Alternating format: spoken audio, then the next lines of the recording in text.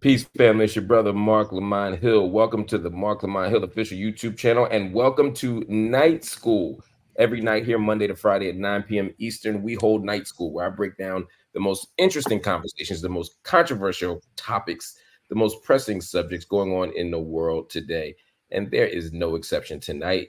Although tonight, since it's Friday night and so much stuff has been happening in the sports world, I wanted to do a sports roundup. That's right, a sports roundup. And the reason why I wanted to do that is because sometimes we talk about sports and then we talk about politics, or we talk about sports and then we talk about culture.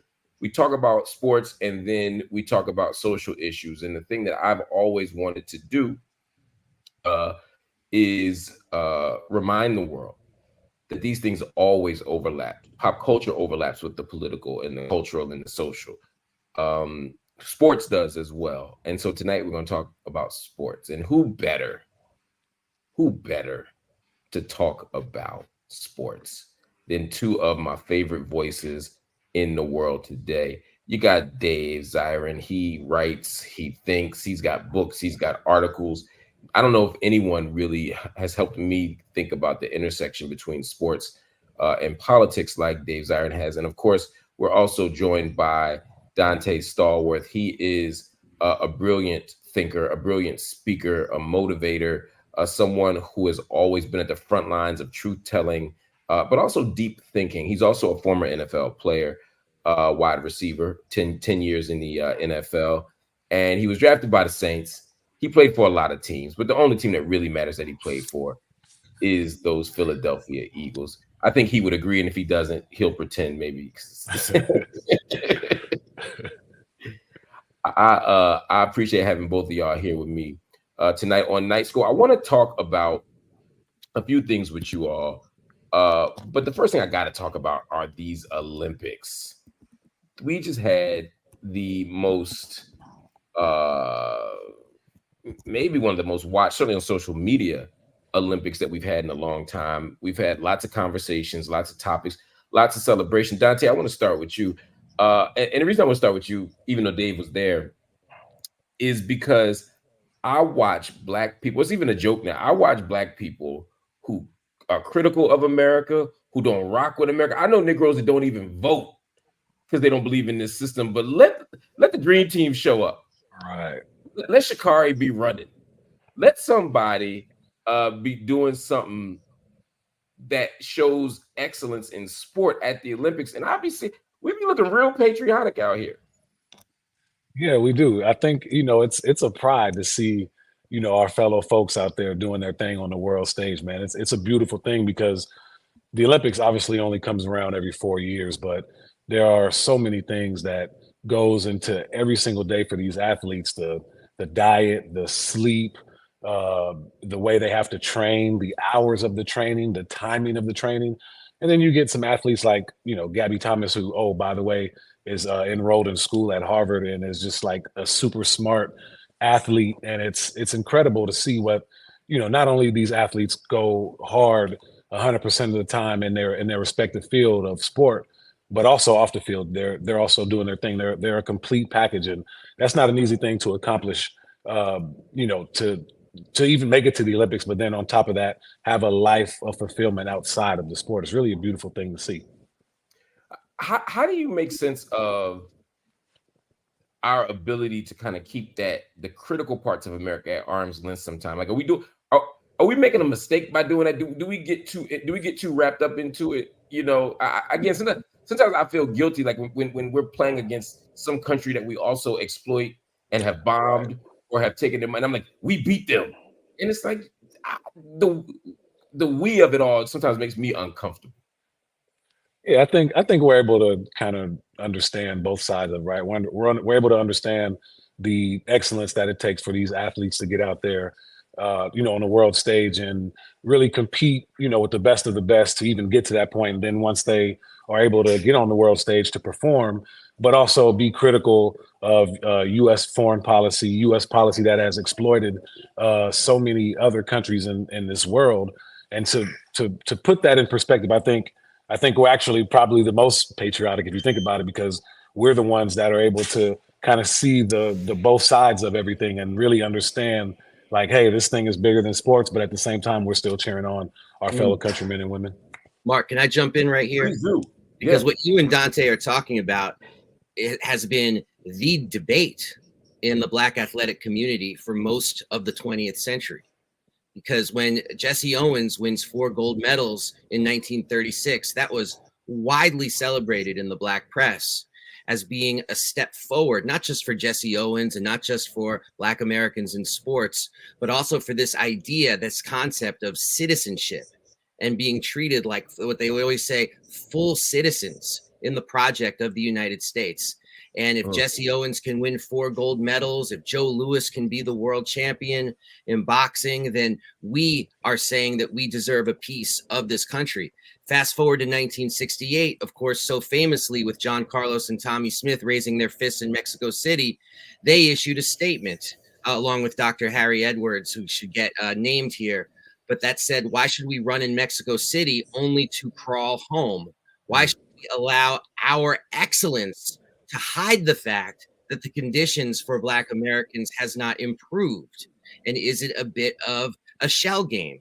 Because we get celebrated and that actually cloaks the reality at home. Fast forward again to 2016, during the Black Lives Matter movement, but pre-Kaepernick, in Rio de Janeiro. I was there. There was a lot of tension about like what would Black American athletes do, perhaps to align themselves with the movement themselves. And several athletes there did talk critically about the gap between the lived reality of Black Americans and what it means to succeed at the Olympics. That was a live debate, and that certainly was much less so this year. This year, I think the sentiment can be best comprised by Kevin Durant, who said, you know, America, I'm not going to use the expletives he said, but he said, America does some really terrible things and America produces some really great things. And we're the great part, what we do. And I was like, okay, that's an interesting, I guess, I don't know if I want to call it an evolution, but that's an interesting take on a debate that, like I said, has been central to the Black athletic community for the last 100 years. I want to pivot to another conversation that's been happening. Israel obviously has been in the news perhaps more than at any moment in recent history, mainstream news, because of the war in Gaza, what I would call the war on Gaza, and really at this point, the genocide in Gaza. Actually, from day one, the genocide in Gaza. Since October 7th, Israel has been the subject, or certainly maybe October 8th, the subject of international scrutiny, condemnation, outrage, censure, and yet Israel was allowed to appear at the Olympics. I saw Russia not be permitted. I saw other countries not be permitted for violating human rights. And I don't mean in the distant past. We could think right now, based on the invasion of Ukraine. We have Belarus, we have Russia, we have countries that aren't allowed to participate, and yet Israel was. How do you make sense of that? I could go first if that's okay. Just this just feels like your wheelhouse, David. Yeah, let me jump in, just because being there, I saw the perils of what we call sports washing. The idea of using an event like the Olympics or the World Cup to effectively wash clean the sins of a nation and presenting them to the world as somehow part of the community of nations instead of how they should be treated, which is as a pariah nation because of crimes against humanity, because of genocide and all the rest. That's what's long been known as sports washing, or you could refer to it as sin washing. You know, wash away the sins of your society by performing at the Olympic Games. And when I was in Paris, I saw the perils of sports washing Israel while I was there, because think about everything that's happening in Palestine, in Gaza. Think about all that. And now think about the Israeli athletes on a boat floating on the Seine to cheers from the crowd. I went to an Israel-Paraguay soccer game, and everybody was expected to stand for the Israeli national anthem as the flag flew high before the game. Wow. That is a political imposition on an audience to somehow compel them to stand in solidarity with Israel for the sole reason that Israel is part of this community of nations. Right. I don't even want to say it for America. I can't imagine, man. I'd be on the ground. I wouldn't even get my seat. I'd be sitting on the floor. Yeah. That's you would have said hi to me because that's where I was as well. I would have been like, hey, it's Mark. Looking down. So that I'll just leave it at that. And just one last little hypocrisy about the IOC, which the International Olympic Committee, which I do view as an instrument of Western political objectives, which is why Israel gets a pass. Israel even gets defended while Russia gets shut out. One of the reasons why, well, first of all, Russian athletes were not allowed to compete under their flag. So no Russian flag coming up, no Russian national anthem. And you were independent. You were like Craig Hodges at the NBA 3-point contest with your own jersey on. Right. That was a great pull. That was fantastic. But also they barred any Russian athlete who had ever been in the Russian military, saying that they were complicit in what was happening in Ukraine. Wow. Every single Israeli athlete had served in the IDF. Right. They have a conscripted army. You can't be an Israeli and not serving the army, with very few exceptions. Yeah. So the hypocrisy was blaring, and I'll just end by saying it was certainly known in the streets of Paris, where there was Free Gaza and Free Palestine graffiti on the walls everywhere, and Palestinian athletes were greeted as heroes wherever they went. Even though there were only 8 of them, they were treated as a very special entity on the grassroots by Paris. If you don't mind, I'll pivot to something else because I don't have y'all for a long time. I gotta ask a fundamental sports question. Take politics off the table just a little bit, not totally, but just a little bit. There's been some talk about the USA basketball team, this one being a kind of end of an era, and it is. You got Steph Curry, you got Kevin Durant, you got LeBron James. You would have had Kawhi Leonard if not for the injuries, although that's sort of on brand too. You got these extraordinary figures probably playing in their last Olympics. Although with LeBron, who knows? You know what I mean? But in general, it's all likelihood they ain't gonna be there in 2028. So this was probably the closest moment we've had to that initial 1992 moment when you had Bird, Magic, and Jordan. You got Steph, KD, and LeBron. And there were people who said, and including Isaiah Thomas, my big homie, who says this team is better than the 92 team. There are people who have said that this team would wash the 92 team. I think, I'm not going to say what I think. Donté, let me start with you, man. You my age cohort. You understand. You saw both of them, just like Dave saw both of them. If they played head to head, what do you think happens? It's really hard to tie 2 eras together, right? 2 different eras of basketball player, just like it is in any other sport. It's hard for us growing up in that age to say that anybody could beat the dream team. I mean, they have the name, right? That just says we are the best that this has ever been produced. But now, you've got KD, you've got LeBron, you've got Steph, who knighted the French at the end of the gold medal match. It's really difficult to say that any team could be assembled to beat this 2024 Olympic team. I mean, I would say they have at the very foundational aspects of both teams.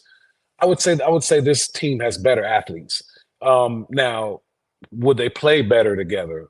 Because obviously the French gave him a little bit of trouble at the end, but Steph put it to bed. But do we really see like Michael Jordan and Larry Bird and Magic Johnson going out to anyone? It's a hard wish. I wish there was a way we could see that, but it's really hard to say. But I mean, if you were to, I'm not opposed to saying that the 2024 team would beat the 92 team.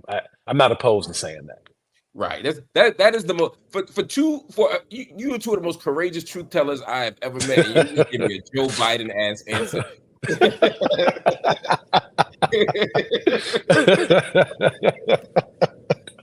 Brother Zirin, what do you say? The 2024 team would have sent numerous members of the 1992 team into retirement. We have had to have a press conference afterwards where 30-something-year-old Magic, 30-something-year-old Stockton, 30-something-year-old Malone, 80-something-year-old Bird, 30-something-year-old. Wow. People don't appreciate how old the 92 team was, and that they're the best player on that team, obviously Michael Jordan, did not have a good Olympic. You go back and look at the stats. He actually didn't play that well in 92. Their best player by far was Barkley. Absolutely. So, but here's the other thing why I give the 92 team obviously had a much more spectacular run to the gold, but they were playing against teams that were asking them for autographs afterwards, that were introducing them to meet their, this is for real, that were introducing them to meet their mothers who were sitting on the side. This year's team, did you see those Serbians? They were talking crap, not just to the U.S. team, but Bogdan Bogdanovic looking right at Melo and doing this 3 times, you know? Like, no respect, no They fear. talking heavy. They talking crazy. They talking. Yeah. But so I want to push back because only respectfully because you're completely wrong. So this team, the 2024 team, is actually kind of older than the Dream Team. Like, people act like the old team was, but if you look at the age of the rosters, you got LeBron James 39, Steph Curry 36. Kevin Durant, 35. So the 3 best players are 39, 36, and 35, right? Just compared to the Dream Team, the Bird, 35, Magic, 32, Jordan, 29, right? The other team, you know, if you look at their actual best players on this team, rather, Jrue Holiday, 34. Even Anthony Davis is also known as street clothes, 31. Joel Embiid, 30. The 6 best players on this team, all over 30. Now, if you go back to the old Dream Team, you got Bird and Magic, but Stockton was only 30. Clyde Drexler was only 30. His hairline might have been 37 or 42, but he was 30. Michael Jordan, 29. Barkley, 29. Ewing, 29. Karl Malone, 28. Mullen, 28. Dave Robinson, 26. Scottie Pippen, 26. Christian Laettner, he didn't have, that never happened. So when I look at the team from an age perspective, I'm like, the 92 team was younger, but there's another thing. The newer team was more athletic, but the teams that gave them trouble, France and Serbia, weren't athletic. They get beat by teams that play good team basketball, that play fundamentals, that run sets, and that play together all the time. Now, you could argue no U.S. team does that. But if athleticism isn't the thing that beats you, and you can beat a team like this, I don't know any team in the history of basketball in any form or fashion that is more mentally tough and disciplined than that 92 Dream Team, you know. And as you point out, defensively, Jordan, Pippen was in his prime athletically. You get Jordan and Pippen on the wings. David Robinson doesn't get the credit he deserves. David Robinson in the middle, and then Charles Barkley, as you say, was the best player at that Olympics. I like my chances with 92. Now that would be my only argument. Did I convince you? Can I buzz in? Yes, please. Jump in, Donté. I don't want to overtalk because Dante's. No. I'm listening. I love it. I love it. All right. So, 2 things. Two fallacious parts of the argument, Mark, are this. One is you have to admit that 36 in 2024 is not 36 in 1992. Yeah. I mean, different species of health in terms of nutrition. LeBron famously pays $1 million a year just on nutritionists and what they put into his body. I mean, are you arguing that LeBron James is in better shape than Larry Bird was? Just a little bit, just a little bit, just a tad.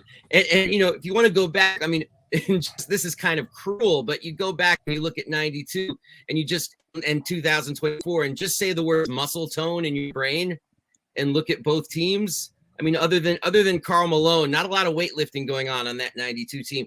And then the last point is you make a very correct point about 92 being the most incredible collection of mentally tough basketball players who ever lived.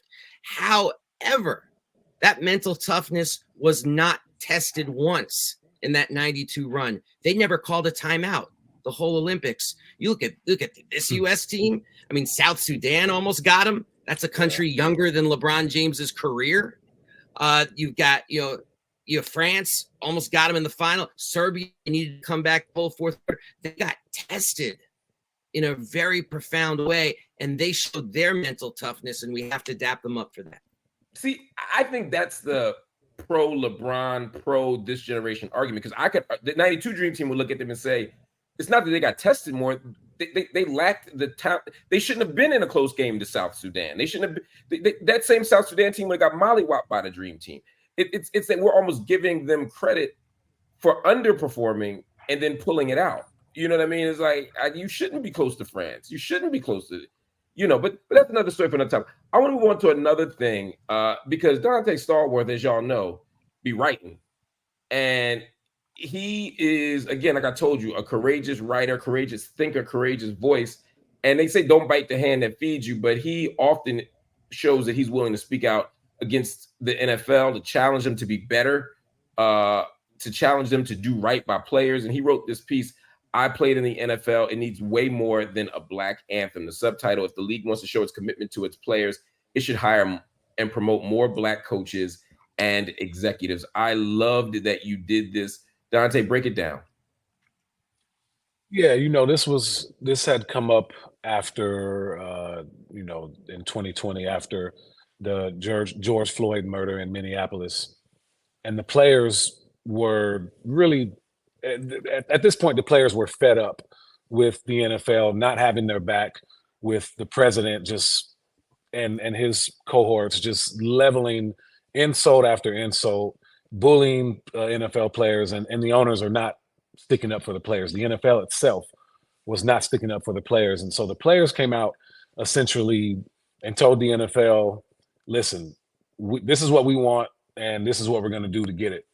Now, one thing that I did not mention in that piece that I kind of wanted to mention, but I left it out for a number of reasons. But one of the things that no one really knows about that, it was pretty much kept quiet throughout that whole time, was that when the owners of the NFL were getting together and trying to decide if and how they were going to make it a mandate for the players to stand for the national anthem, there was buzz around the NFL locker rooms from the players that there was going to be a league-wide mutiny if the owners and the NFL decided to mandate that the players would stand for the national anthem. And once the NFL and the owners got wind of that, then it went right out the window immediately. But I think that was kind of the first step of when the players started to realize how much power they had. So I wanted to write that piece as someone who had played in the NFL, been around the NFL for a very long time, and also coached for a year, but was also on the other side, in the political side of it and the writing side of it, to kind of take a step back outside of the NFL and look at it and see what was really happening and be able to tie my two experiences together. And the common thing really became, you don't see in the NFL, you don't see black men in a position to rise to the position of an offensive coordinator or a head coach or a defense coordinator, right? So to do all that, you essentially, and on the offensive side of the ball, you can't go and be a tight ends coach and then become a offense coordinator or a receivers coach, which most black coaches are in the NFL as far as assistants. They're mostly receivers coaches. I need you to break all this down for me, because you're saying some important points that I think people who are more casual NFL fans, and I'm a casual. I don't watch the NFL since the Colin Kaepernick thing, but even when I did, I was a casual. I consider myself a highly knowledgeable basketball person and a below average football person. So two things. One, you talked about the ascension of coaching. I know Andy Reid, when he came to Philadelphia, he was a quarterbacks coach, and it was sort of surprising to people that he could go from a Green Bay Packers quarterbacks coach to the head coach of the NFL, where I'm finding he kind of skipped a step or two. He wasn't an offensive coordinator. He didn't do the things that back in the day you had to do. I remember how long it took Ray Rhodes to get a job as a head coach in the NFL after being an extraordinary defensive coordinator, right? I'm saying that to say it seems like there seems to be a racial ladder for career toward coaching for black folk and a different one for white folks. I want you to break that down for me. But you also said something about it seems like they're in their head coaching. I'm sorry, their assistant coaching in the skilled positions. Why is that? So as you mentioned, the ascension to head coach for especially today in today's game. Now this game is so offense oriented that they want an offensive coach to be the head coach, right? So to become an offensive coordinator, usually you come from a quarterback's coach position. And as we've seen throughout the league, throughout history, now today there are a lot more black quarterbacks. But obviously, with Doug Williams, being the first black quarterback to win a Super Bowl, that was back in the '80s when that happened, in the early '90s. So no, it was for 85. Sorry, that was the Bears. Yeah, the Bears in '85. Doug Williams, I believe, was 90, 91. Right. But to the point of emphasis is that there have not been many African American coaches to be a quarterback coach in the NFL. And that usually from a quarterback's coach to an offensive coordinator to a head coach. That's the pipeline. But most of the black coaches in the NFL, at least on the offensive side of the ball, they're skill position guys. They're receivers coaches because a lot of them played receiver in the NFL, and they're running backs coaches. Now, and I think that ascension is because essentially the quarterback knows, what the running backs have to do, what the line have to do, the protection schemes, the route running, and all that. And then that's a lot of thinking. That's a lot of thinking for a black man, Donté. Yeah, it's crazy. But one thing I will say though, there are coaches that I think that want to put guys in positions. And you look at, Coach John Harbaugh, who put T. Martin in, who started out as a wide receivers coach, played quarterback in college, got drafted 5th round to the Pittsburgh Steelers. And, he was a receivers coach for a while with the Ravens, but now he's the quarterbacks coach, coaching Lamar Jackson in an all-black quarterback room, which has never happened in the NFL before, right? So you have these culture changes that are happening, crumbs, piecemeal, but at the same time, you'll see some effectiveness. And I think when you're putting that person in a position, you are essentially saying, like, here are the keys to the Ferrari. Now you're in control of how your career can go from there, because there's very rarely you're going to have a head coach from the offensive side of the ball that has not been a quarterback's coach first. And to get to the head coach, to get to the offense coordinator, you've got to be a quarterback's coach. And to have the guys that need to be in those positions, the coaches are the ones that put them in the position. So if they're not in that pipeline, there's not a very good opportunity for them to even become a head coach in the first place. So you have to get in that pipeline first, and then once you're in that pipeline, then you have the opportunity to ascend to become a head coach. David, this is one of the reasons why I want to have this episode, right? Because there's a way that, again, people don't see the intersections between society and sport, that they bleed into each other. They are the same thing in a lot of ways. The arguments for why black people couldn't be quarterbacks were very much rooted in the same arguments for why black folk couldn't be president, or black folk couldn't be mayor, or why Eastern European immigrants couldn't come to America, right?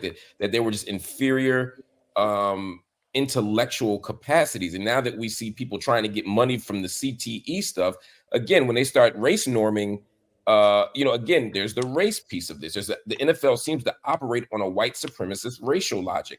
Am I overstating that? No. Oh gosh, no.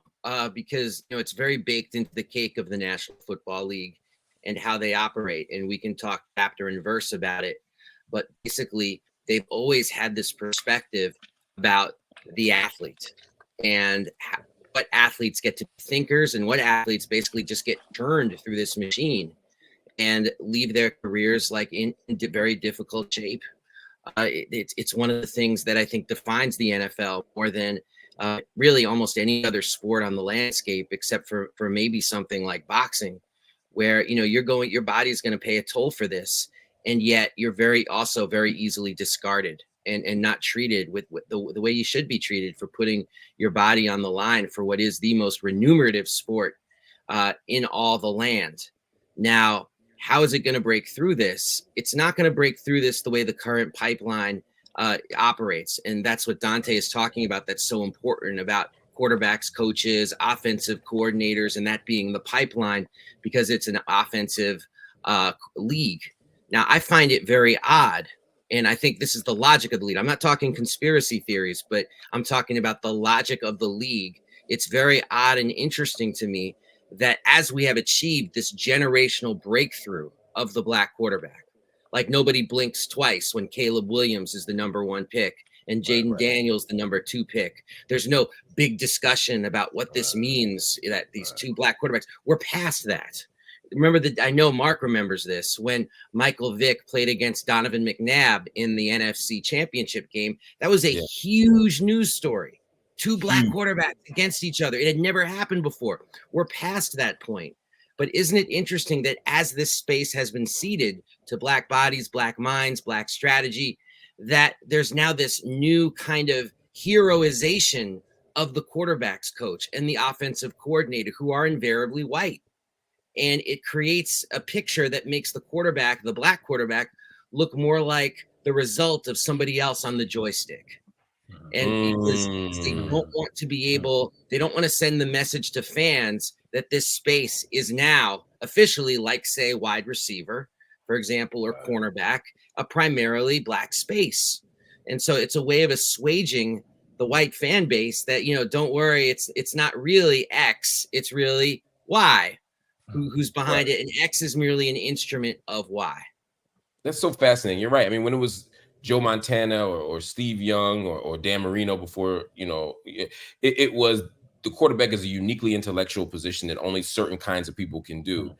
And then once the McNabbs and the Vicks enter the league, and then it turns up a notch, and you get the Mahomeses of the world, and you have to kind of say indisputably that the best quarterbacks in the NFL, you go top 5 quarterbacks in the NFL, you got a few black people there. So now you can't say that, you know, this is a white man's position at the highest level.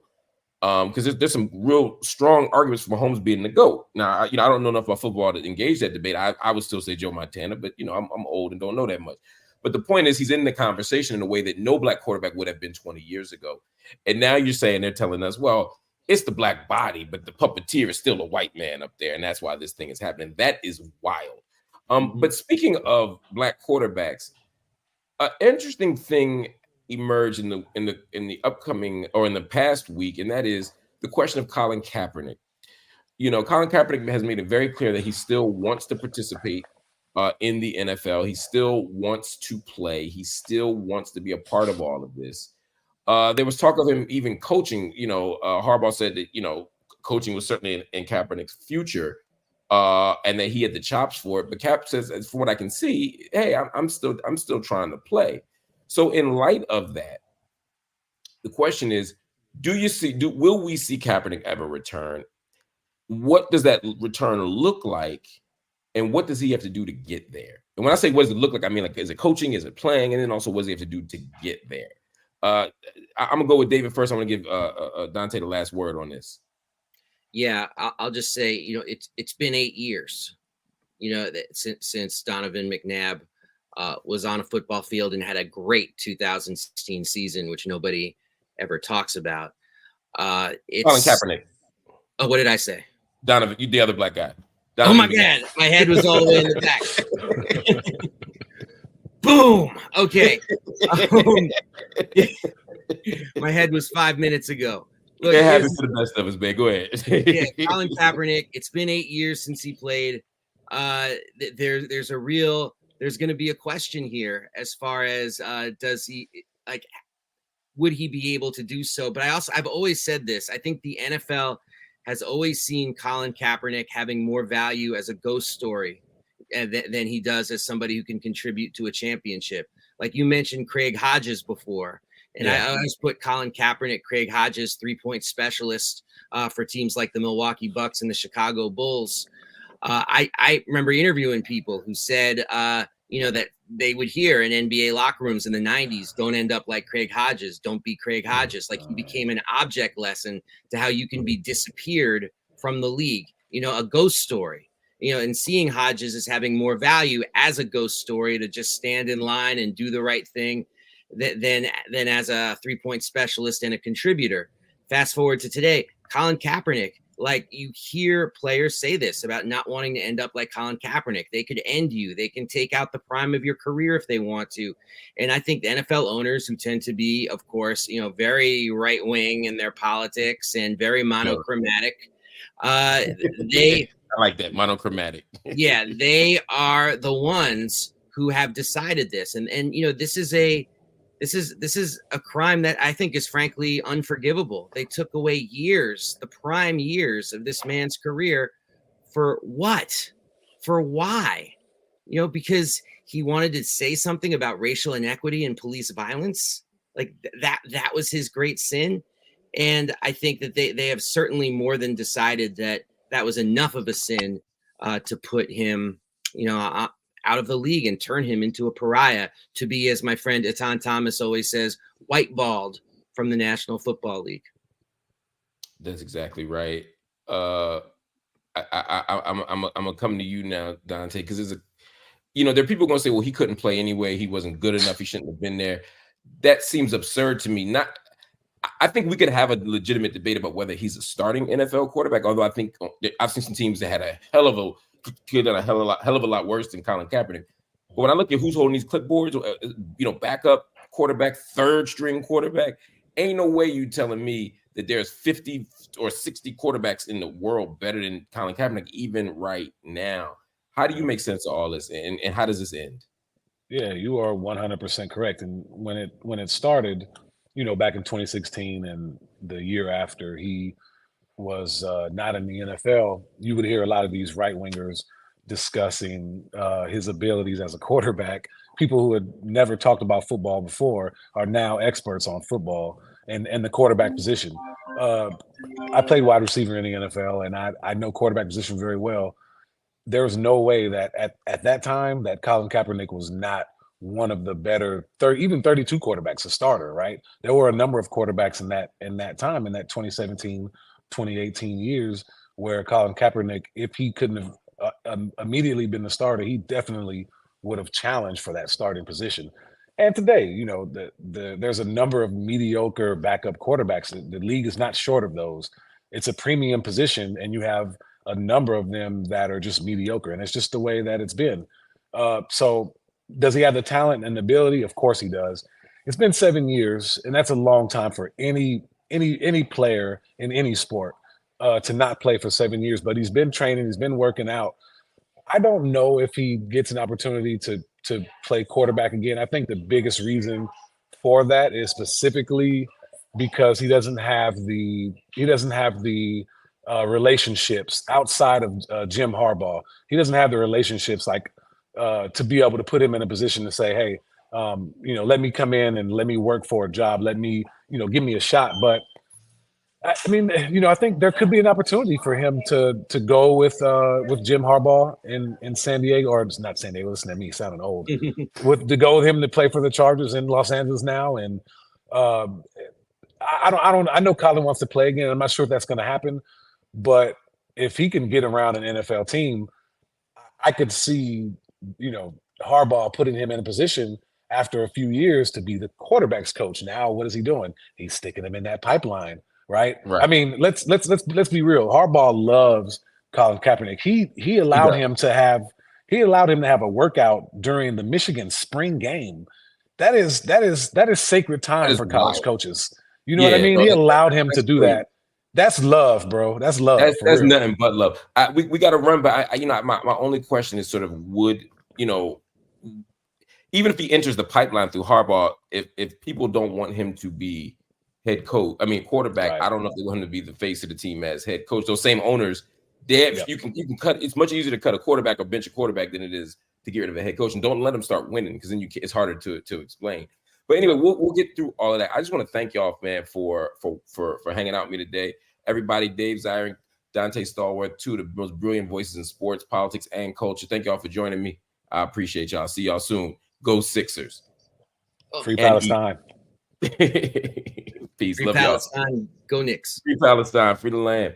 Everybody, that was Night School for tonight. Thank you for watching. Again, my name is Marc Lamont Hill. Make sure you check us out every night, Monday to Friday at 9 p.m. Eastern Time. Right now, hit the like button, hit the subscribe button, and of course, if you're so inclined, hit the join button and become a monthly subscriber to the channel. That allows us to have the support and the economic stability that we need to do this job right. So again, hit the like button, hit the subscribe button, and hit the join button. And if you can't make a monthly commitment, everybody go to our Cash App, go to our PayPal, go to our Venmo, go to our Zelle. Any of these platforms will allow you to make a one-time payment. Think about it as just the tuition for the month for night school. If you give $1, we're grateful. If you give $1 million, we're grateful. Maybe even a little more grateful.